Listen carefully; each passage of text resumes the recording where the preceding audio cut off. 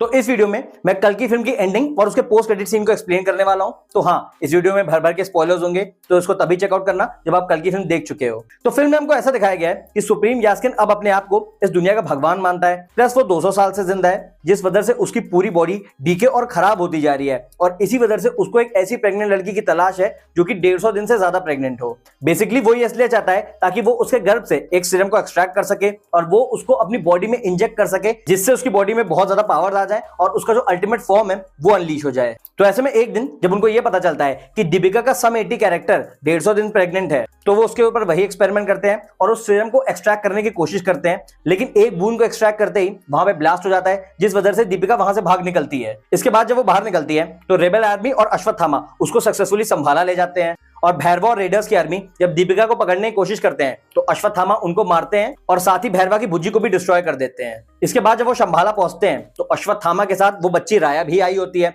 और एक दिन वो उनसे सवाल पूछती है कि क्या आप महाभारत के बेस्ट वॉरियर थे, जिसपे अमिताभ बच्चन का ये रिप्लाई होता है कि नहीं, मैं बेस्ट वॉरियर नहीं था, मुझसे भी ज्यादा पावरफुल अर्जुन था, जिसके पास बहुत ही पावरफुल वेपन था जिसका नाम गांडीव था। अब इंटरेस्टिंग बात यह है कि फिल्म में हमको ऐसा दिखाया गया है कि जो गंगा का पानी है वो पूरी तरीके से सूख चुका है और इसी वजह से कॉम्प्लेक्स के काउंसलर बानी को एक दिन वो गांडीव धनुष मिलता है। वो उसको उठाने की कोशिश भी करते हैं, लेकिन जैसे ही कोई उसको छूता है वो पूरी तरीके से भस्म हो जाता है। तो बेसिकली जब अश्वत्थामा ऐसा कहते हैं कि अर्जुन मुझसे ज्यादा पावरफुल था, तो राया दूसरा क्वेश्चन ये करता है, तो फिर क्या अर्जुन सबसे ज्यादा पावरफुल था? तो अश्वत्थामा कहते हैं नहीं, अर्जुन मुझसे ज्यादा पावरफुल था, लेकिन एक ऐसा भी था जो कि अर्जुन से भी ज्यादा पावरफुल था और वो होता है कर्ण। वो ये कहते हैं कि कर्ण उनका दोस्त था और वो अर्जुन से भी बेटर वॉरियर था, प्लस उसका जो वेपन था यानी विजय धनुष वो भी गांडीव से ज्यादा पावरफुल था।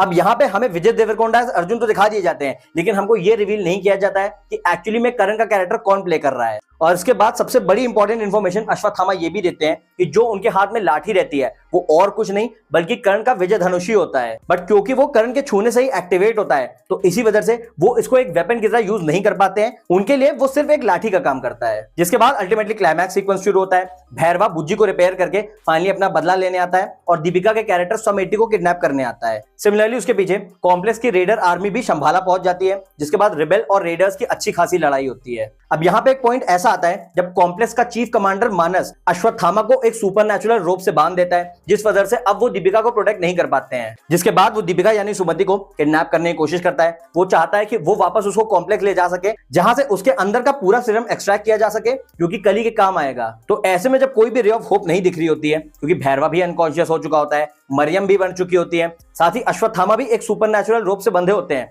तो एक पत्ती गिरती है जिससे अश्वत्थामा की वही लाठी प्रभास के कैरेक्टर भैरवा के पास आ जाती है। अब यहां से वो लाठी बिल्कुल एक सुपरनैचुरल वे में एक्टिवेट हो जाती है।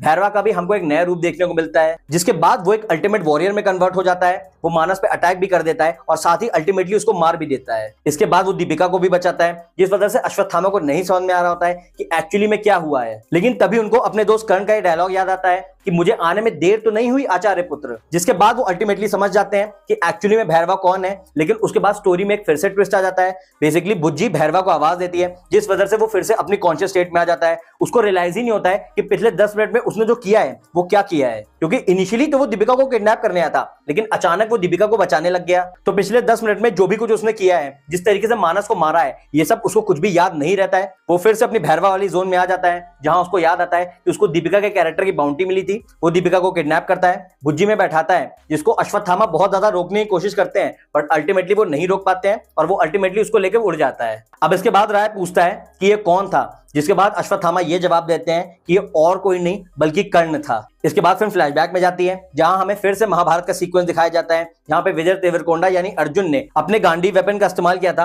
अश्वत्थामा को मारने के लिए, लेकिन उसी टाइम अश्वत्थामा को बचाने के लिए कोई और नहीं बल्कि कर्ण आया था और उसने अपना विजय धनुष चलाया था। और फिर फाइनली इस फ्लैशबैक सीक्वेंस में हमें कर्ण का चेहरा रिवील किया जाता है, जो कि कोई और नहीं बल्कि प्रभास होता है। अब यहीं पे इस फिल्म की एंडिंग एक क्लिफ हैंगर पे हो जाती है, जिसके बाद हमको कॉम्प्लेक्स दिखाया जाता है, जहां सुप्रीम यास्किन का कैरेक्टर अपने अंदर सीरम की उसी एक ड्रॉप को डाल लेता है जो कि दीपिका के वूम से एक्सट्रैक्ट की गई थी। इसके बाद उसकी वही बॉडी जो कि पूरी तरीके से डीके और खराब हो चुकी थी, वो प्रॉपर तरीके से बल्क कर जाती है। उसके 6 पैक ऐप भी आ जाते हैं और वो 5 बॉल्स जो कि उसके अराउंड रिवॉल्व करती थी, वो अल्टीमेटली उसके हाथ बन जाते हैं। इस सीन का सिग्निफिकेंस ये था कि सुप्रीम यास्किन या फिर कली का जो अल्टीमेट फॉर्म है वो अनलीश हो चुका है। साथ ही हमको ये बताने की भी कोशिश की गई है कि दीपिका की कोख के अंदर जो कल्कि पल रहा है, जब उसके एक अंश ने कली को इतनी ज्यादा ताकत दे दी तो आप समझ सकते हैं कि कल्कि जो है वो कितना ज्यादा पावरफुल होने वाला है। इसके बाद ऐसा दिखाया जाता है कि अर्जुन का वही वेपन गांडीव जिसको जो भी छू रहा था वो बिल्कुल भस्म हो जा रहा था, उसको कली फाइनली उठा लेता है और इस तरीके से ये बात हाईलाइट की जाती है कि कलयुग में गांडीव जो है वो कली का वेपन बनेगा। और ऐसे ही फिल्म खत्म होने के साथ हमारे साथ बहुत सारे सवाल छोड़ जाती है जिनका अगर जवाब चाहिए हो तो मेरा नेक्स्ट वीडियो भी जरूर चेकआउट करना।